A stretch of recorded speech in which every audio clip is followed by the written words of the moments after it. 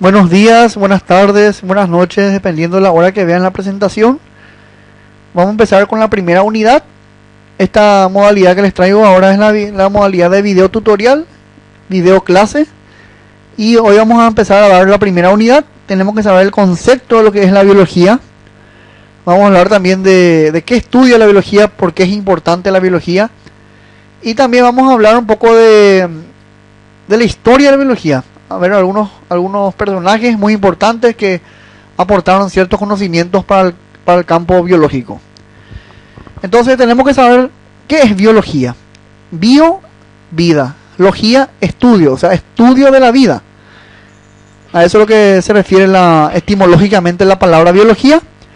Y esta palabra fue descrita o acuñada por primera vez por dos personas, Lamarck y Trevinarus, quienes fueron los que primero dieron este nombre a lo que hoy conocemos como biología.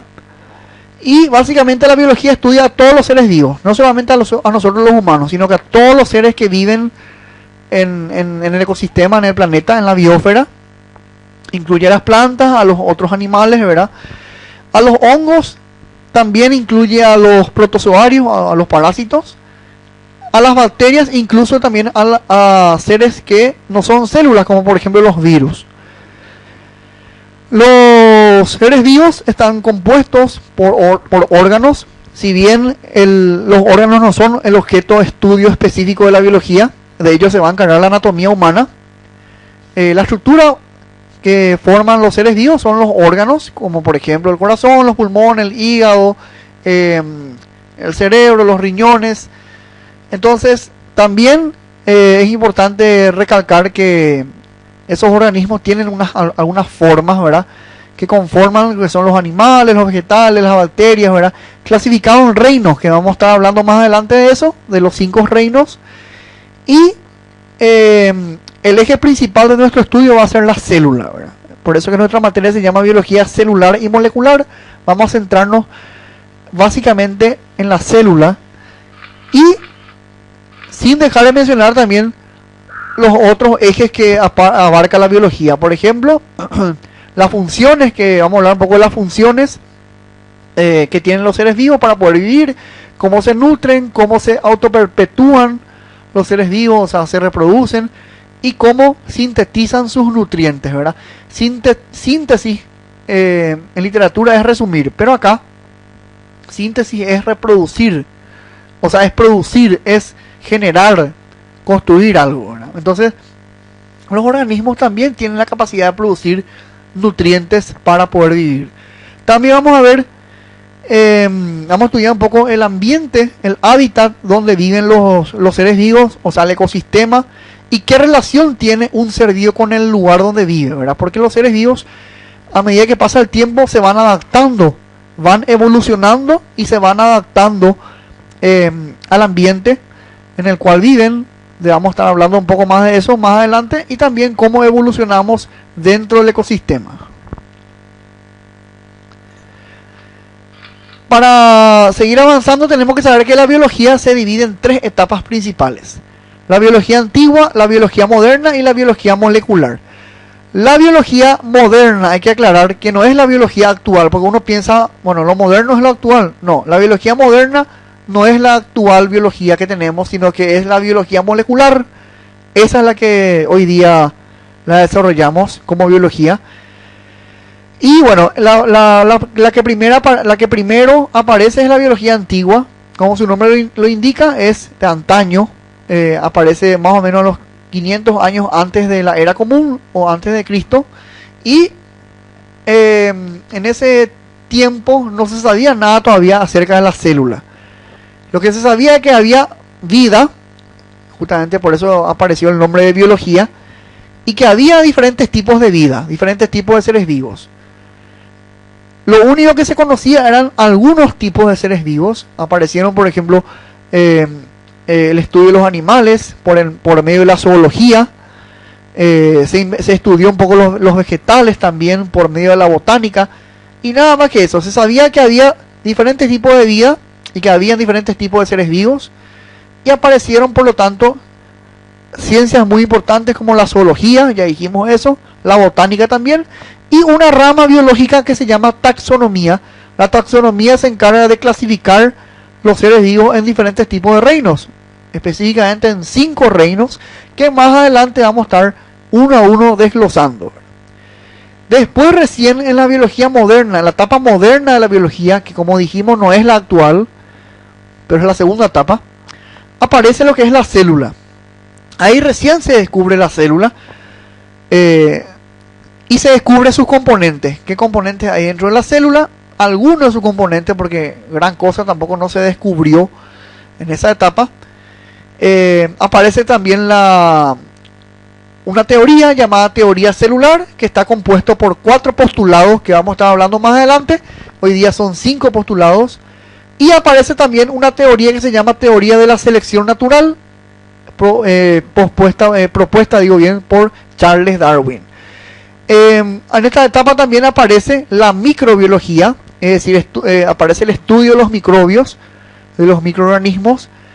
Incluso también aparece algunos conceptos, algunos conocimientos sobre genética, porque realmente la genética, su auge fue en el siglo XXI, en este siglo, y también en el siglo XX, ¿verdad? Pero la biología moderna, que se inicia aproximadamente en los años 1600 a 1700, o sea, en el siglo XVII, se tenía muy poco conocimiento sobre lo que eran los genes, ¿verdad? Así, casi nada, porque no se sabía todavía que había núcleo. Lo único que se sabía era que había célula y que había algo dentro de la célula que después pasó a llamarse núcleo. También en esta etapa, en la biología moderna, aparece el descubrimiento del microscopio óptico, ¿verdad? No el electrónico. El electrónico recién en la biología molecular se descubrió eso, pero el microscopio óptico y ciertos descubrimientos más que vamos a estar hablando enseguida aparecieron en la biología moderna. Y por último, la biología molecular, que es nuestra biología actual, aparece en el siglo XX y sigue hasta nuestros días. En esta época, en esta etapa, aparecen muchos más conocimientos, se forjan muchos más conocimientos sobre lo que son los genes.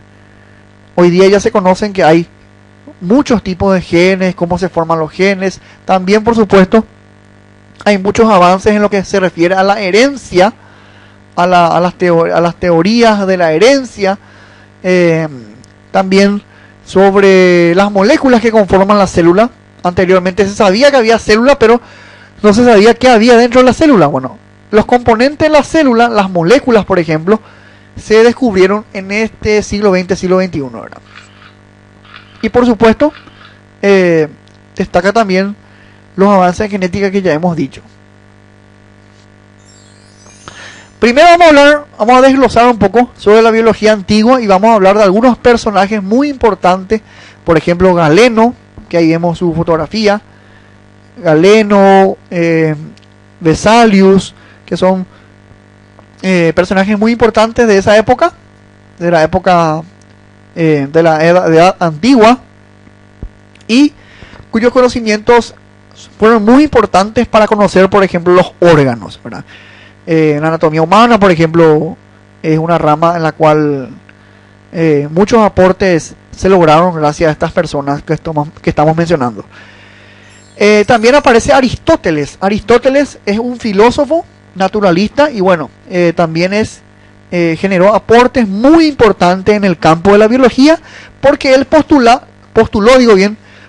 la teoría de la generación espontánea. ¿En qué consiste la teoría de la generación espontánea? Explicado en forma sencilla, vendría a ser que los seres vivos se originan a partir de algo inerte. O sea, todos nosotros nacimos de algo muerto. Eso es lo que decía Aristóteles en aquel entonces. Hoy día sabemos que no es así. Nadie nace de un metal, de una silla, de una pared, de una mesa, ¿verdad?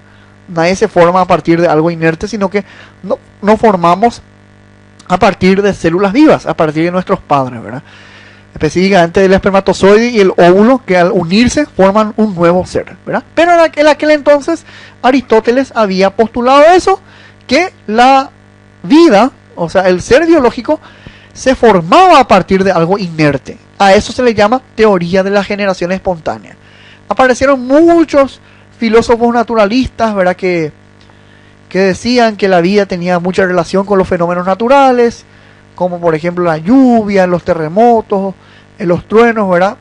Y también aparecieron diversos anatomistas, ¿verdad? Muy importantes. Galeno, por ejemplo, fue un médico muy importante que también aportó conocimientos en lo que es farmacología. Y por supuesto, los conocimientos más importantes de Galeno y de Vesalius fueron en lo que se refiere a los órganos, es decir, a la anatomía humana, ¿verdad? Que es la que estudia los órganos, su forma, su estructura y su topografía. También aparecieron dos personas muy importantes como Fabricius y William Harvey, que lo que descubrieron fue, descubrieron el corazón, descubrieron que había un motor o una bomba que generaba la circulación, descubrieron que había un líquido que teníamos por dentro del cuerpo llamado sangre, y que esa sangre circulaba por unos vasos que después fueron llamados arterias, venas, capilares. Entonces descubrieron el sistema cardiocirculatorio. Aparecieron muchos científicos también en esta época. Y lo más llamativo que podemos decir también es que hubo un estudio más exhaustivo de lo que fueron las plantas, ¿verdad? Por medio de la botánica, pues de los animales por medio de la zoología. Animales inferiores nos estamos refiriendo, porque nosotros también somos animales, pero superiores.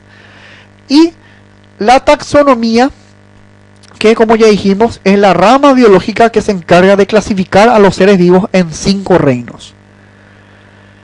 No son los únicos que aparecieron, porque ahora vamos a ver más personajes muy importantes que también aportaron conocimientos en biología, dentro de la biología antigua. Bueno, ahí Aristóteles ya hablamos. Justamente dijimos que él generó la teoría de la generación espontánea, que nosotros espontáneamente nos formábamos a partir de cualquier material inerte. Por ejemplo, de un plástico, de un metal, salíamos así, ¿verdad? De repente, ¿verdad? Eso es, hoy día sabemos que es totalmente, hasta llamarse ridículo, pero en aquel entonces eso es lo que se creía, ¿verdad? Entonces, las materias inertes tenían un principio activo que hacía que esto se transforme en algún ser vivo, ¿verdad? Eso es lo que decía Aristóteles. Después fue contradecido por Virchow y también fue contradecido por otros biólogos en la etapa moderna. En la biología moderna, que abarca el siglo XVII, años 1600, 1700, inclusive periodo del siglo XX también puede ser considerado parte de la biología moderna. Lo más particular, lo más característico de esta etapa es el descubrimiento de la célula. Por primera vez se descubrió lo que era la célula, se le dio el nombre de célula. También se descubrió el núcleo. Ya vamos a ver enseguida quiénes descubrieron eso. Robert Hooke y Robert Brown fueron los descubridores de eso. Ya vamos a ver enseguida eso. Y además se descubrieron instrumentos muy importantes dentro de la óptica. Acá vemos, por ejemplo, el primer microscopio óptico, ¿verdad? Algo muy rudimentario comparándolo con lo que tenemos ahora, ¿verdad? Pero estos fueron los primeros instrumentos ópticos que permitieron visualizar la célula. Entonces tenemos que mencionar acá que Giovanni Fabry y Zachary Janssen fueron los que descubrieron el primer microscopio óptico, por supuesto, ¿verdad? No aún todavía el electrónico. Marcello Malpighi fue un personaje muy importante que básicamente lo que hizo es perfeccionar los conocimientos en el sistema cardiocirculatorio. Lo que habían descubierto hace rato, ¿verdad? Sobre el tema del corazón y todo eso, Malpighi lo que hizo es reforzar esos conocimientos. Se sabía que habían vasos por los cuales circulaba la sangre. Lo que hizo él es darle nombre a esos vasos: arterias, venas, capilares. Y lo que hizo es el aporte más importante que hizo es decir que las arterias, o sea, el sistema arterial podía estar conectado con las venas, con el sistema venoso, por medio de unos vasos muy pequeños llamados capilares. También apareció un Jan Swammerdam, que básicamente lo que él hizo es investigar un poco la anatomía de los microorganismos y también de los insectos. Y por supuesto Anton van Leeuwenhoek, que también declaró que no solamente había vida sobre la corteza terrestre, sino que también había vida en el agua. Entonces lo que él hizo es descubrir algunos microorganismos como las bacterias y las algas azules que pertenecen al ambiente acuático. Otras personas muy importantes, ya mencionamos recién Robert Hooke, que fue el que descubrió la célula, el que fue el primero que pudo visualizar por medio de un microscopio óptico lo que era una célula y le dio el nombre de célula. La palabra célula viene de Kryptos, que significa uno solo, ¿verdad? Pero bueno, él fue el primero que descubrió la célula. Y también aparece otro Robert Brown, no hay que confundir, Hooke es de la célula, y Robert Brown lo que descubrió es algo que hay dentro de la célula, que está más o menos cerca del centro generalmente de la célula, que es el núcleo. Hooke entonces la célula, el núcleo Robert Brown. El núcleo es una parte que está dentro de la célula, que ya vamos a hablar más adelante de eso. Otros personajes muy importantes fueron, por ejemplo, René Dutrochet, que él lo que aportó fue uno de los postulados de la teoría celular, diciendo básicamente que la célula es la unidad que forma cada parte del cuerpo. O sea que en cada parte del cuerpo hay células.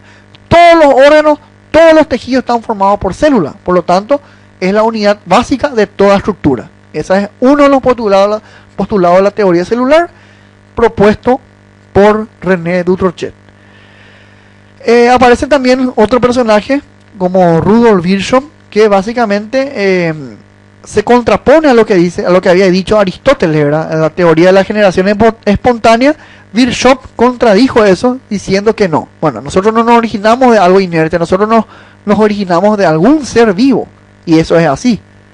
Hemos nacido gracias a la unión del espermatozoide de nuestro papá, del óvulo de nuestra mamá. Entonces, de esa forma nos originamos nosotros, ¿verdad? Entonces, la célula es la unidad de origen de todos los seres vivos. A partir de una célula se originan todas las demás células. Cuando nosotros nos concebimos, somos una sola célula. Hoy día tenemos millones y millones de células, ¿verdad? Gracias a la división de esa una sola célula que se formó. Es la unidad de origen. También hay que tener en cuenta que las células están ubicadas, se encuentran en todos los órganos. Eso nos había dicho Mario Branco y Bichat, ¿verdad? Que todos los órganos, y más bien todos los tejidos, están formados por células. Las células forman de hecho los tejidos, y los tejidos forman después los órganos.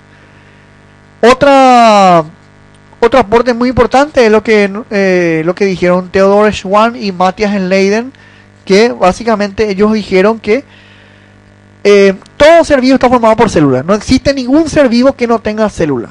Entonces, por lo tanto, es la unidad mínima, anatómica y estructural de todo ser vivo, ¿verdad? Entonces, acá tenemos ya algunos postulados que van a conformar después la teoría celular, que vamos a estar estudiando más adelante. También es muy importante lo que ya dijimos, ¿verdad? Robert Brown descubrió el núcleo, y no solamente eso, sino que declaró que no existe célula sin núcleo, ¿verdad? Que todas las células tienen núcleo, y de hecho es así. Todas las células procariotas y eucariotas poseen núcleo, ¿verdad? Después vamos a ver qué características hay o qué diferencia hay entre los diferentes tipos de células, pero todas las células tienen núcleo, y ese fue un aporte de quien descubrió el núcleo, que fue Robert Brown. Otras, bueno, de Schwann y Leiden ya hablamos, ¿verdad? Otras personas muy importantes fueron Charles Darwin, la teoría de la evolución, es decir, cómo va evolucionando un ser vivo, porque todos hemos evolucionado alguna vez, de alguna u otra forma. Los seres humanos, por ejemplo, hemos evolucionado a partir de los primates. El perro, por ejemplo, evolucionó a partir del lobo, y así. Cada uno ha evolucionado y se ha adaptado al medio ambiente en el cual vive, ¿verdad? Muchos seres vivos también se adaptan de alguna u otra forma para poder sobrevivir. Eso es el caso del oso polar, por ejemplo, que hiberna en invierno para poder acumular calor y para poder soportar el frío. O en el caso de los cactus, de los zorrillos, o inclusive del camello, que tienen las jorobas donde acumulan agua para no deshidratarse, porque estos viven en ambientes cálidos, ¿verdad? También Charles Darwin básicamente nos dice también que en la vida el que sobrevive es el más fuerte, ¿verdad? La teoría de la supervivencia, la teoría de la selva, como le llaman algunos, ¿verdad? Que en un ambiente solo sobrevive el más apto, ¿verdad? Eso también se da mucho en la parte zoológica, ¿verdad? En la parte zoológica, en la cual un animal se alimenta de otro, ¿verdad? Depreda a otro animal, ¿verdad? Porque es así, esa es su forma de alimentación, ¿verdad? Aparecieron también en esta época Louis Pasteur, por ejemplo, que también había apoyado lo que dijo Virchow anteriormente y contrapuesto, ¿verdad? Contradijo realmente lo que había dicho Aristóteles, ¿verdad? ¿Qué es lo que dijo Pasteur? Que nosotros nos formamos a partir de otra célula. Nosotros nacemos a partir de otra célula. Y eso es lo que hoy día ocurre. Eso es lo que es así. La teoría de la biogénesis. La vida se forma a partir de vida que ya está. Nuestros padres nos formaron nosotros. Nosotros nacimos de la unión de dos células. Una paterna, una materna. Entonces, esa es la idea que se tiene hoy de la vida. La idea de la biogénesis. La vida surge de vida que ya existe. De vida preexistente. En esta época también aparecieron campos importantes. Apareció la citología, que es una rama o una subrama de la biología que se encarga del estudio exclusivo de lo que es la célula. Cito es célula, logía es estudio de la célula. También apareció la microbiología, o sea, el estudio de los microorganismos, llámense bacterias, llámense virus, llámense protozoarios, o sea, parásitos, y también hongos. Aparecieron algunos conocimientos en lo que se refiere a genética. La mayoría de los conocimientos de genética aparecieron en el siglo XX, no aún todavía en la biología moderna. Y por supuesto, aparecieron algunos conocimientos sobre lo que se refiere a herencia, ¿verdad? ¿Quién postuló los mecanismos de herencia? Hoy día conocemos dos leyes de la herencia, que vamos a estar hablando más adelante de eso. Fue Gregor Johann Mendel, ¿verdad? De ahí aparecen las leyes de Mendel, las dos leyes de Mendel, que más adelante vamos a estar desarrollando, o el famoso mendelismo, que explica cómo nosotros vamos transmitiendo nuestros genes de herencia en herencia. Por eso es que los hijos tienen pareceres a los padres, se parecen a los padres porque los genes son transmitidos de herencia en herencia, de generación en generación. Y también explica cómo las células hijas son parecidos a las células madres cuando ésta se divide. Acá tenemos unas fotografías. Esto, por ejemplo, es el microscopio de Leeuwenhoek, uno de los primeros microscopios que se descubrió, óptico por supuesto, ¿verdad? No es todavía electrónico, es óptico. Acá vemos la imagen que observó Hooke cuando descubrió que esto se llamaba célula, ¿verdad? Parece un panal de abejas. Esta es la imagen que observó Hooke. Y acá vemos algunos instrumentos que utilizó Pasteur en su laboratorio. Y acá vemos algunas células vegetales en su periodo de división. Vamos a hablar más adelante cómo la célula se divide. Una célula madre se va dividiendo para formar células hijas, ya sea por mitosis, ya sea por meiosis. De eso vamos a estar hablando más adelante. Y por último, lo que se refiere a las etapas de la biología, tenemos la biología molecular, que es la biología actual, originada a partir del siglo XX y por supuesto también en lo que va del siglo XXI. Acá los avances más clásicos fueron los avances que se generaron en genética, que se siguen generando en genética. Se descubrió por supuesto el microscopio electrónico. Hay muchos conocimientos acerca de los ácidos nucleicos también, ya sea el ADN, ya sea el ARN, y por supuesto avances muy importantes en lo que se refieren a las estructuras que hay dentro de la célula. Hoy día ya se conocen qué es lo que hay dentro de la célula. Dijimos que en la biología moderna aún no se sabía lo que había dentro de la célula. Se sabía que había una célula y adentro un núcleo y nada más. En la biología molecular se descubrió que dentro de la célula, además del núcleo, hay algo que se llama citoplasma, hay algunas estructuras llamadas organelas y por supuesto se descubrió que dentro de esas organelas hay nutrientes macromoleculares que se llaman hidratos de carbono, ¿verdad? Grasas, por ejemplo los lípidos, también proteínas y por supuesto el ADN y el ARN, que son los dos ácidos nucleicos conocidos. Eso entonces fueron avances y aportes que se siguen desarrollando en la actualidad. Y ya dijimos que es la biología actual. Bueno, pero antes de hablar básicamente de lo que es la célula, que es nuestro eje principal en el curso de biología, tenemos que saber que la célula es un tipo de materia. Todo lo que existe en el universo es materia. Y hay dos tipos de materia. Tenemos materia biológica, o sea, materia viva, en otras palabras, y materia no viva. A la materia no viva también se le llama inerte, ¿verdad? Y vamos a hablar enseguida de cómo se clasifica esta materia, de lo más chico a lo más grande, de lo más simple a lo más complejo. Para eso existe un nivel de organización que vamos a estar hablando enseguida, ¿verdad? Pero primero centrémonos en esto, ¿verdad? Materia viva por un lado, materia biológica, materia inerte o no viva por otro lado. La materia inerte o no viva se clasifica nuevamente en materia muerta y materia inanimada, y de eso vamos a hablar ahora. Que no es lo mismo, inanimado no es lo mismo que muerto. Inanimado es algo que nunca tuvo vida. Por ejemplo, el metal. Bueno, al menos lo que nosotros conocemos de vida, ¿verdad? El metal, al menos nosotros lo consideramos que no tiene una vida, no tiene un ciclo biológico. Lo mismo el plástico, por ejemplo, o las piedras, las rocas, ¿verdad? Entonces, materia inanimada es materia que nunca tuvo vida porque nunca realizó funciones vitales. Sin embargo, el otro tipo de materia inerte es la materia muerta. Materia muerta es materia que tuvo vida alguna vez y que hoy día ya no tiene vida, ¿verdad?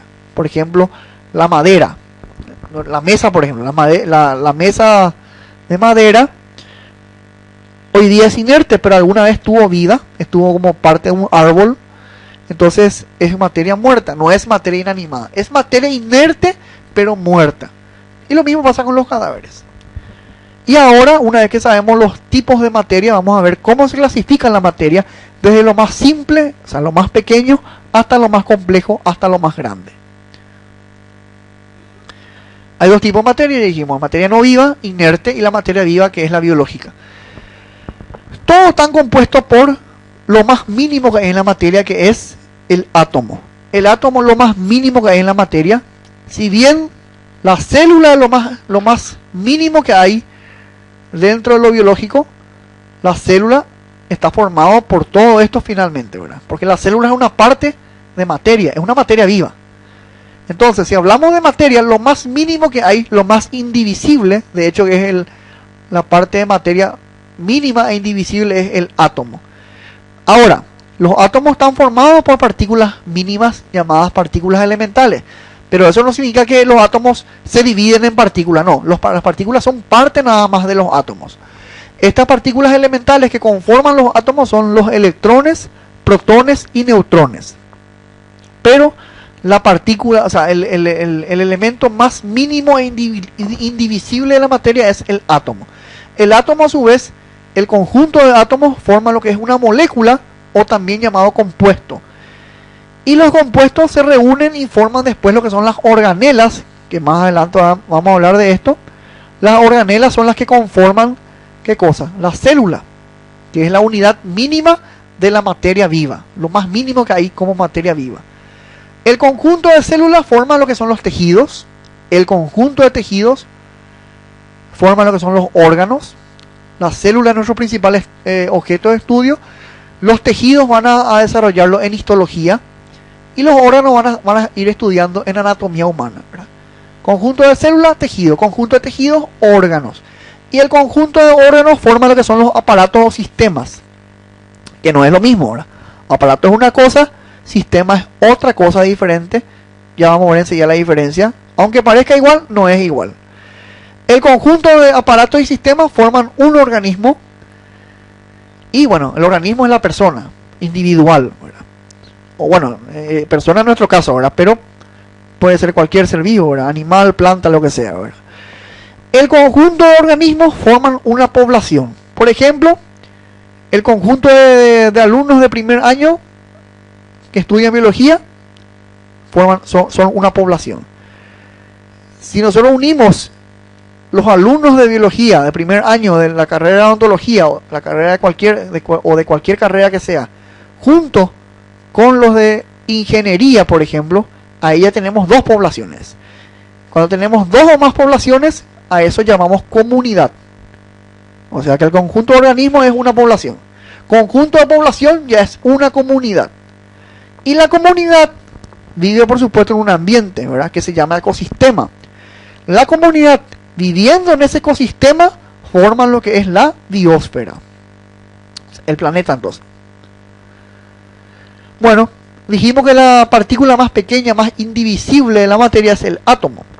El átomo está formado por partículas elementales que son las siguientes, ¿verdad? Acá vemos, por ejemplo, en el núcleo, supongamos que esto sea el átomo, este sería el centro o núcleo del átomo.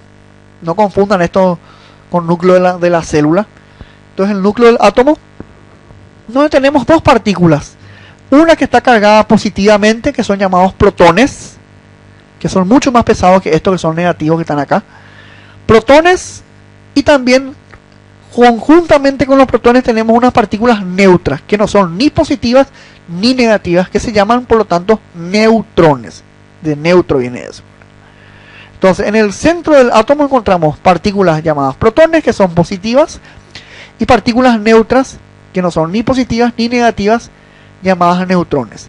Rodeando a este centro, a este núcleo del átomo, están orbitando, están moviéndose en órbita, en círculo, unas partículas llamadas electrones, que son mucho más pequeñas que los protones y que los neutrones, y que están cargadas negativamente, llamadas electrones. Bueno, el conjunto de átomos forma esto, ¿verdad?, que es una molécula o compuesto, ¿verdad? Por ejemplo, el amoníaco, el NH3, por ejemplo, es un compuesto. El amonio, el NH4, es otro compuesto. El CO2, por ejemplo, es un compuesto, ¿verdad?, formado por un carbono y dos átomos de oxígeno, ¿verdad? Y lo más frecuente, el ejemplo más frecuente es el agua. El agua es una molécula, es un compuesto, no es un átomo, porque está formado por dos átomos de hidrógeno y un átomo de oxígeno, H2O. Porque generalmente nosotros tendemos a decir átomo de agua, pero el agua no es un átomo, es una molécula o compuesto. Y estas moléculas o compuestos, ¿verdad?, que se relacionan así por enlaces, ya sean simples, ya sean dobles. Eso en química se dan los tipos de enlaces, ¿verdad?, que hay enlaces covalentes, enlaces iónicos. No vamos a hablar de eso. Las moléculas están ubicadas dentro de ¿qué? De las organelas. Y las organelas son todas estas estructuras que se encuentran dentro de la célula, ¿verdad?, que vamos a estar desarrollándolo uno a uno en el curso de biología, ¿verdad? El retículo endoplasmático rugoso, liso, las mitocondrias, el esto vendría a ser un lisosoma, el aparato de Golgi, la membrana, el núcleo, ¿verdad? Todas estas son las organelas que se encuentran dentro de la célula y que conforman justamente lo que es una célula, la estructura de una célula, que es la unidad mínima anatómica, estructural, funcional y genética de todos los seres vivos. El conjunto de células forman los tejidos, que van a desarrollarlo con mayor detalle cada uno de los tejidos en la materia de histología. Y los tejidos tienen diferentes nombres dependiendo de qué tipo de célula lo conforman. Por ejemplo, acá vemos la grasa, ¿verdad? Este es tejido adiposo, que comúnmente es llamado grasa, formado por células llamadas, adipocitos. Este es un adipocito, este es otro adipocito. De ahí adquiere el nombre de tejido adiposo. Acá vemos, por ejemplo, algunos tejidos conjuntivos. El tejido epitelial, que forma la piel. El tejido conectivo, que forman los ligamentos, por ejemplo. Y acá vemos otros tipos de tejido. Acá vemos, por ejemplo, estos son los condrocitos. Condro, cartilaginoso. Cito, célula. O sea, células que van a formar el tejido cartilaginoso. Y las células se llaman condrocitos. Y acá vemos algunas células llamadas osteocitos. Los osteocitos son células que van a reunirse y van a formar el tejido óseo. Y acá vemos la sangre. La sangre es un tejido en el cual encontramos diferentes tipos de células que ustedes van a desarrollarlo con mayor énfasis en fisiología. Tenemos los glóbulos rojos, los glóbulos blancos y las plaquetas, que no hay acá en esta imagen, ¿verdad? Pero son los tres tipos de células que conforman el tejido hematopoyético, el tejido de la sangre, ¿verdad? Por supuesto que estas células están disueltas en un líquido llamado plasma. y en total forman lo que es la sangre. El conjunto de tejidos que va a formar un órgano, y el órgano es una estructura que tiene una función más compleja. Acá vemos los diferentes tipos de órganos, pulmones, acá vemos otros dos pulmones, el hígado, el corazón, el aparato urinario, es decir, los riñones, estos son los uréteres, las vías urinarias, hígado, estómago, intestino, ¿verdad? Esto van a darlo con mayor detalle en anatomía. El cerebro, la médula espinal, estos son algunos diferentes órganos que van a formar los aparatos o sistemas. Conjunto de órganos forman los aparatos o sistemas, que no es lo mismo, parece ser igual, pero no es igual. Y ahora vamos a ver la diferencia entre eso. Sistema es una cosa, aparato es otra cosa. ¿En qué coinciden? En que ambos son conjuntos de órganos. Pero la diferencia está en lo siguiente. Los sistemas son órganos, conjuntos de órganos que hacen la misma cosa, que hacen una función igual o similar. Por ejemplo, el sistema cardiocirculatorio, formado por ejemplo por el corazón y los vasos sanguíneos, ¿verdad? La arteria, las venas, ¿verdad? La función de eso es bombear la sangre, llevando el oxígeno a los tejidos del cuerpo y trayendo el dióxido de carbono. Esa es la función del sistema cardiocirculatorio, en la cual los órganos que forman parte de ese sistema hacen lo mismo, tienen una misma función, o por lo menos parecida, ¿verdad? Y los aparatos, pareciera que es igual, ¿verdad? Pero no es igual. Los aparatos son órganos, conjunto de órganos, pero que tienen funciones diferentes, o que pueden hacer varias funciones, ¿verdad? Por ejemplo, el aparato digestivo. El aparato digestivo está formado por varios órganos, pero cada órgano hace una función diferente. Por ejemplo, el esófago transporta el bolo alimentario, el estómago digiere los alimentos, el intestino absorbe los alimentos, y bueno, cada uno tiene una función diferente, pero trabajan en conjunto, ¿verdad? Eso entonces es lo que es un aparato, conjunto de órganos en la cual hacen diferentes funciones o hacen varias funciones. Y el conjunto de aparatos y sistemas forman lo que es un organismo vivo, ¿verdad? Los seres vivos individuales, incluso, o sea, incluyendo a las bacterias que vemos acá, vemos una bacteria, a todos los tipos de microorganismos, las bacterias, virus, protozoarios, hongos, también son llamados seres vivos. El conjunto de organismos ya dijimos que forman la población, conjunto de población, comunidad, y la comunidad dentro de un ecosistema forma lo que es la biosfera. De esto ya hablamos anteriormente. Y ahora vamos a hablar un poco de las funciones que hacen los organismos, las funciones vitales, ¿verdad? Que realmente en fisiología lo van a dar con mayor desglose, pero ahora vamos a hablar un poco de las funciones vitales e importantes e imprescindibles que tienen que ocurrir dentro del organismo para que el ser vivo pueda seguir viviendo.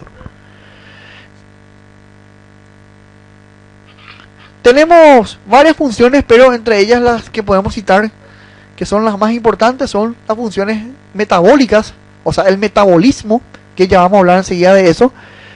La autoperpetuación también es muy importante porque por medio de la autoperpetuación la especie puede ser conservada. ¿Sí? Las personas van dando lugar a otros seres vivos y con eso se conserva la especie y se transmiten también los genes por medio de la herencia. Y también, por supuesto, se permite la supervivencia. Autoperpetuarse, automáticamente uno piensa que es reproducirse. No solamente es reproducirse. Por supuesto que para que la especie siga viva hay que reproducirse, pero es una de las partes nada más de la autoperpetuación. Las otras partes que incluyen la autoperpetuación es la adaptación que tienen los organismos al ecosistema, al ambiente donde viven, donde viven, o sea, el hábitat, y también la regulación interna del organismo. Eso también forma parte de la autoperpetuación. Y la otra función muy importante que existe dentro del organismo es el metabolismo.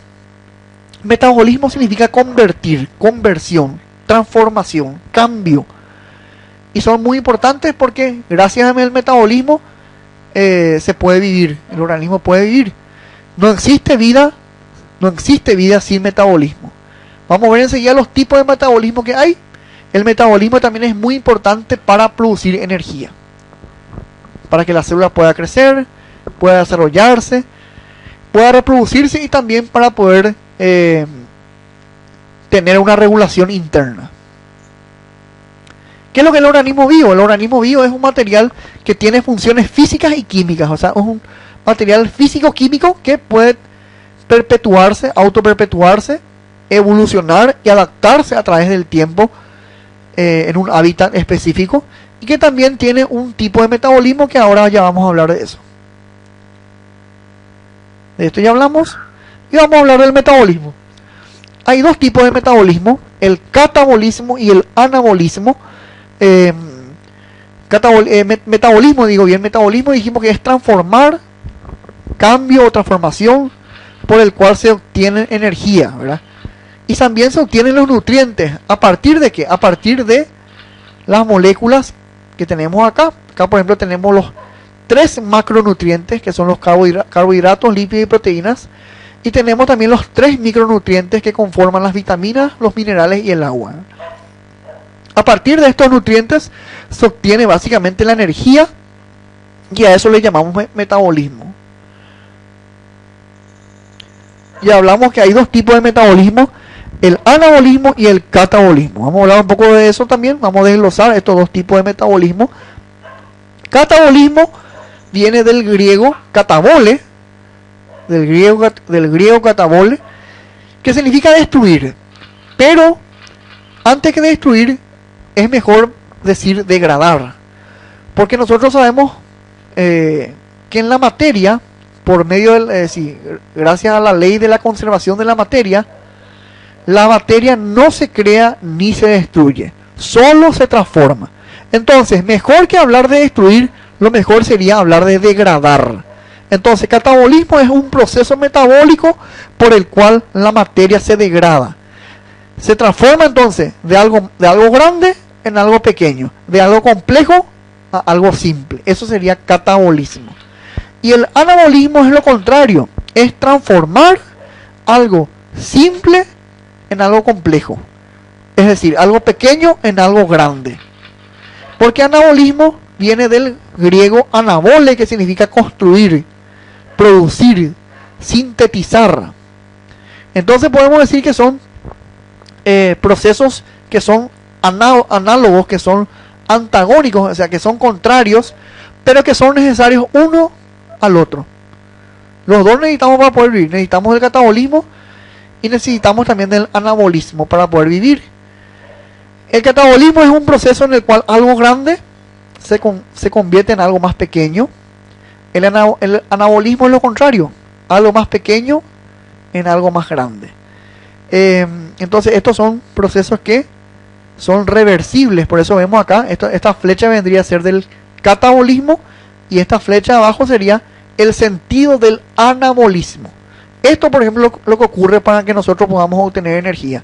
Los carbohidratos dan lugar, se transforman en CO2, se transforman en agua y se transforman en energía, específicamente en ATP, que es nuestra moneda energética por excelencia, que son muy importantes para que nosotros podamos vivir y podamos hacer nuestras funciones vitales.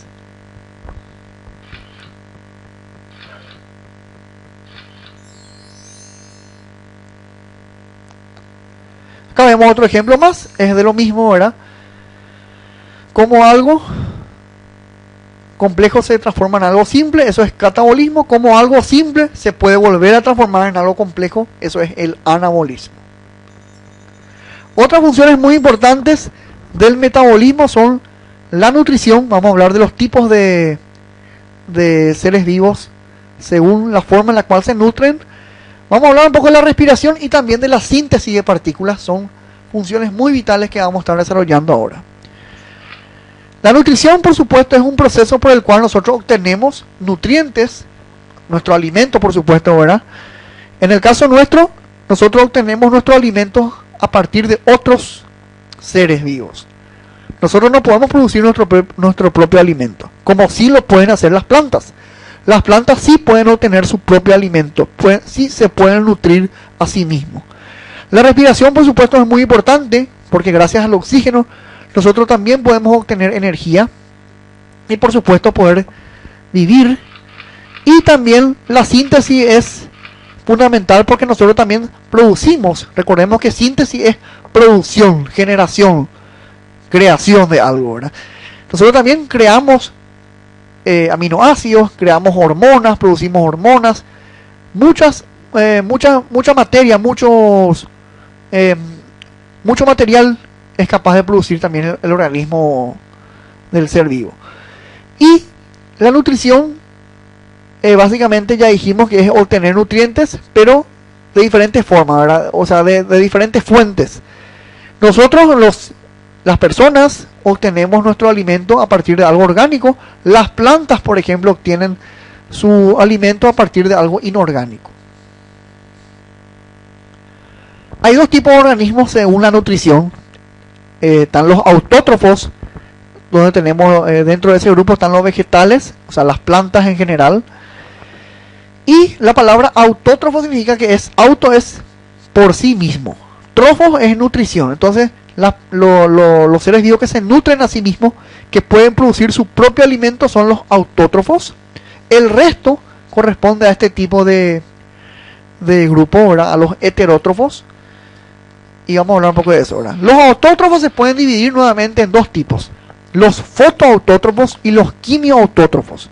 Realmente las plantas pertenecen a los dos grupos, ¿verdad? Porque utilizan la energía química, los minerales, por ejemplo, del abono, para producir su alimento, para producir su energía, pero también adquieren su energía a partir de la luz solar, por medio, de ahí viene la palabra foto, ¿verdad? De luz.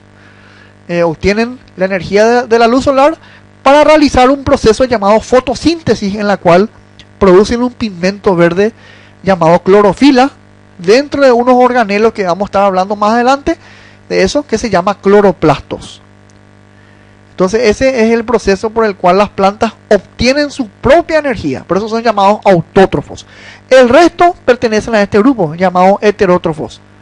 Por ejemplo, los animales, los hongos necesitan obtener de otro tipo su alimento. No pueden producir por sí mismos su propio alimento.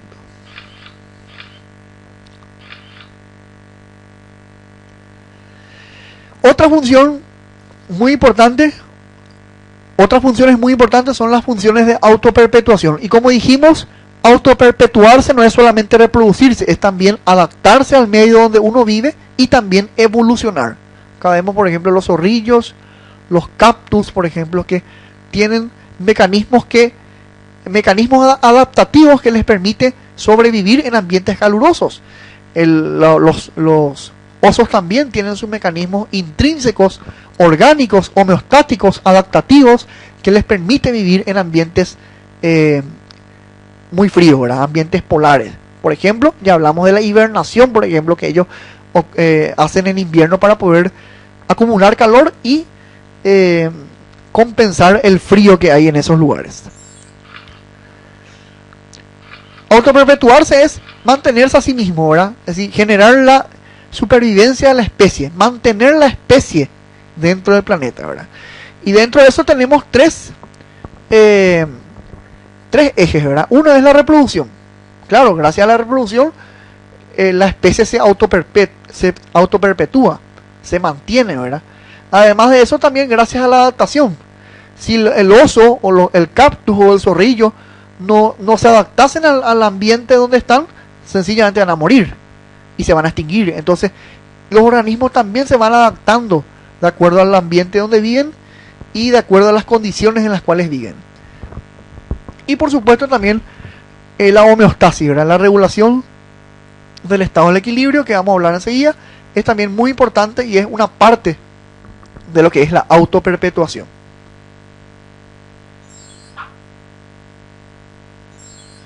¿Qué es lo que es la regulación del estado del equilibrio?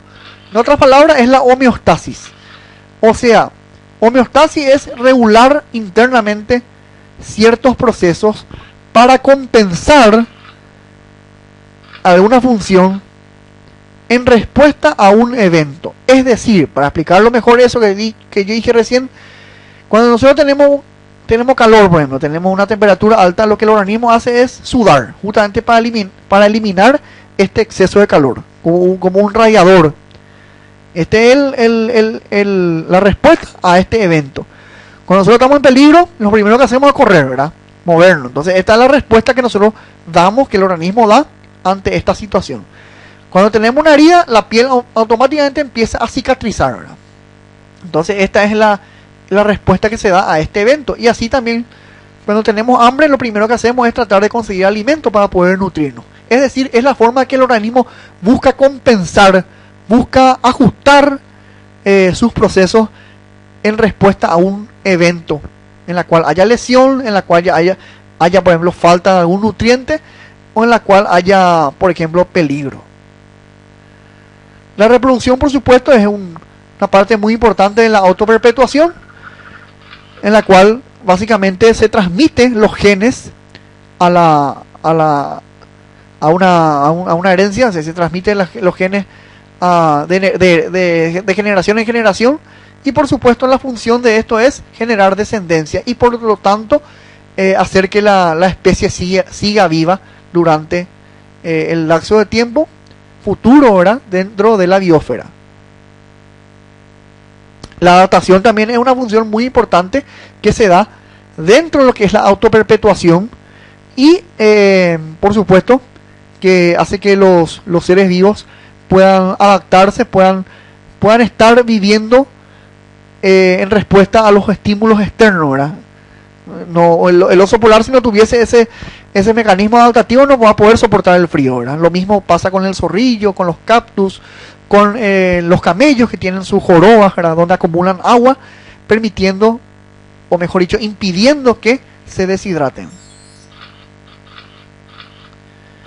Esto es lo que estamos diciendo, ¿verdad? Ya vimos los ejemplos, el oso polar, las focas también, ¿verdad?, que tienen su mecanismo adaptativo para poder, por ejemplo, retener agua. Por ejemplo, los que viven en el desierto tienen, por ejemplo, los camellos tienen un mecanismo, por ejemplo, las jorobas, donde retienen agua. Los osos, por ejemplo, las focas también tienen un mecanismo para retener calor por medio de la hibernación. Y bueno, son mecanismos que les permite vivir y soportar excesos de temperatura o de otros factores externos del ambiente en el cual viven, por supuesto, ¿verdad? Y para ir terminando un poco, vamos a hablar un poco de las ciencias que están relacionadas con la biología y también la importancia de la biología. La biología no es una ciencia que está en forma independiente, sino que está relacionada con otras ciencias muy importantes también, por citar algunas. Está relacionada, por ejemplo, con la fisiología, ¿verdad? La biología estudia la vida, y por supuesto, al estudiar la vida, está relacionada con la fisiología, que es la ciencia que estudia las funciones a nivel orgánico de todos los órganos, aparatos y sistemas. También está relacionada con la embriología, porque la embriología estudia los embriones. Un embrión es todo ser vivo desde el momento en el cual ocurre la concepción hasta las 12 semanas, ¿verdad? Después de las 12 semanas ya no se llama embrión, se llama feto. Entonces la embriología también está relacionada, es una ciencia afín a la biología. También la taxonomía de hecho es una subrama de la biología que se encarga de clasificar todos los seres vivos, todos los organismos en 5 reinos, que vamos a estar hablando más adelante de eso. También el evolucionismo estudia qué cambios o qué mecanismos adaptativos tiene un organismo en el tiempo. También tenemos que mencionar a la bioquímica y la biofísica como ciencias afines a la biología, porque estudian cambios y estructuras y funciones también que se dan a nivel molecular. La morfología, y hablando de morfología, hablamos de anatomía, ¿verdad? La anatomía que estudia básicamente la forma, la estructura de los órganos y de los aparatos y sistemas, y también la topografía, la localización de cada una de ellas, ¿verdad? No podemos dejar de mencionar la genética, ¿verdad?, que hoy día está en auge. La genética también es una ciencia que tiene gran afinidad con la biología y que básicamente estudia la variación que ocurre dentro del organismo y también los mecanismos de herencia, la transmisión de los genes a través de las generaciones. Y, por supuesto, la ecología, que estudia básicamente el ecosistema, estudia el ambiente, el hábitat en el cual viven los organismos y qué relación tiene ese organismo con el ambiente que le rodea. De eso se encarga la ecología, por lo tanto es una ciencia muy relacionada con la biología. Y por último vamos a hablar de la importancia de la biología.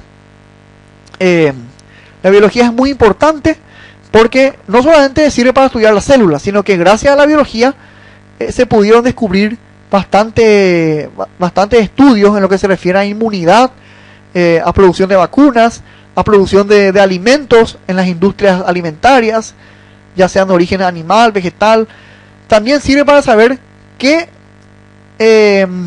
especies están en peligro de extinción y para tratar de proteger esas especies, ¿verdad? Y también, por supuesto, de ver qué forma se puede proteger el medio ambiente, de sanear el medio ambiente.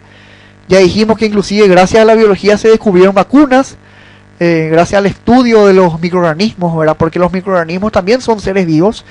Estudiando a las bacterias y a los virus se pudieron descubrir fármacos, los antibióticos, por ejemplo, que son para las bacterias, o sea, contra las bacterias, los antivirales que son contra los virus, los antiparasitarios, ¿verdad? Contra los protozoos, contra los parásitos, ¿verdad? Y los antimicóticos que son contra los hongos, ¿verdad? Entonces, la biología es muy importante porque abarca muchos campos y es muy importante porque gracias a esto se pudo básicamente descubrir enfermedades, prevención de enfermedades, tratamiento también de enfermedades. Esto es lo que yo quería compartir con ustedes. Les aclaro que esta diapositiva empieza en la primera parte con los reglamentos de la universidad, que ya lo hemos mostrado en la primera clase presencial que hemos desarrollado. Los reglamentos de la facultad y las leyes, las obligaciones, los derechos, ¿verdad? La forma de evaluación, la forma del desarrollo de las clases, ¿verdad? Esa parte ya no proyectamos porque queremos ir directamente a la unidad 1. Y bueno, con esto terminamos la unidad 1, ¿verdad? La siguiente unidad va a ser la unidad 2 y ahí vamos a desarrollar básicamente la teoría celular. Si alguien quiere leer, puede leer ya básicamente acerca de la teoría celular. En la unidad 2 vamos a hablar sobre la célula y sobre los postulados de la teoría celular. Hasta aquí va la unidad 1 y esperemos que les haya servido estos conocimientos. Cualquier duda, cualquier consulta que quieran, me pueden escribir y también pueden interactuar conmigo por medio de los foros, ¿verdad? Esto es todo y gracias por su atención.